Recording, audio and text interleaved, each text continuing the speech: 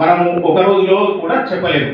అంత గొప్పనైన రాజ్యాంగాన్ని రచించినటువంటి మన మార్గదర్శి డాక్టర్ బిఆర్ అంబేద్కర్ గారు అపర మేధావి, ప్రపంచం గర్వించదగ్గ మేధావి డాక్టర్ అంబేద్కర్ గారు.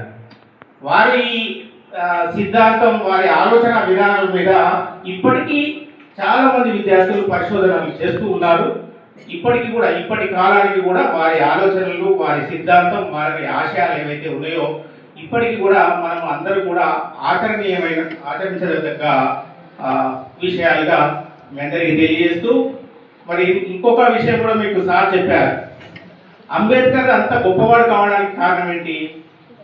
చదువు, అంతే కదా. ఆయన చదువు, ఆయన తెలివే ఆయనను అంతటి వాడిగా షైన్ చేసింది. కాబట్టి మీరందరూ కూడా ఏం చేయాలి? మనమందరం ఏం చేయాలి? ఫస్ట్ విద్యార్థులందరి ప్రాథమిక బాధ్యత ఏంటి? మనం వచ్చింది అమ్మా నాన్న ఎంతో కష్టపడి చదివిస్తున్నారు కదా, మంచిగా చక్కగా చదువుకోవాలి, మంచిగా జీవితంలో ఒక టార్గెట్ పెట్టుకుని ఉన్నత స్థానానికి చేరుకోవాలి కదా. టైం వేస్ట్ చేసుకోవద్దు. మనం ఎవరిని ఆదర్శంగా తీసుకోవాలి?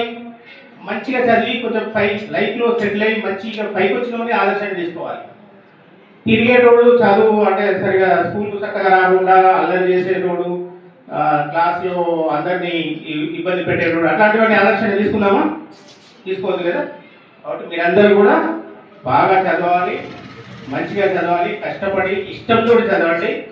ఇష్టపడి చదివి అందరూ కూడా మంచి ఉన్నత స్థానానికి ఎదగాలని కోరుకుంటూ, మళ్ళీ ఇంకొకటి, ఈ పాఠశాల గొప్పతనం ఏంటంటే మన హెచ్ఎం గారిని నేను వచ్చిన కాడి నుంచి అబ్జర్వ్ చేస్తున్నాను.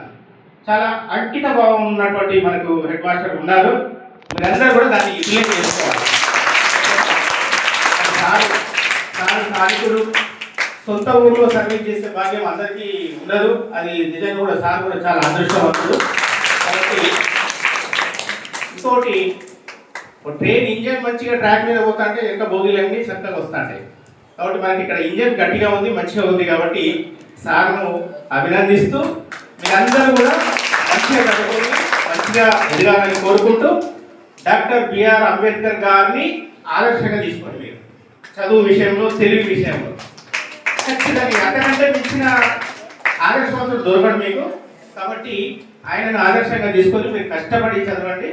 ఖచ్చితంగా మీరు అనుకున్న లక్ష్యాన్ని సాధించాలని కోరుకుంటూ, ఈ అవకాశం ఇచ్చినటువంటి నిర్వాహకులందరికీ కూడా ధన్యవాదాలు తెలియజేస్తూ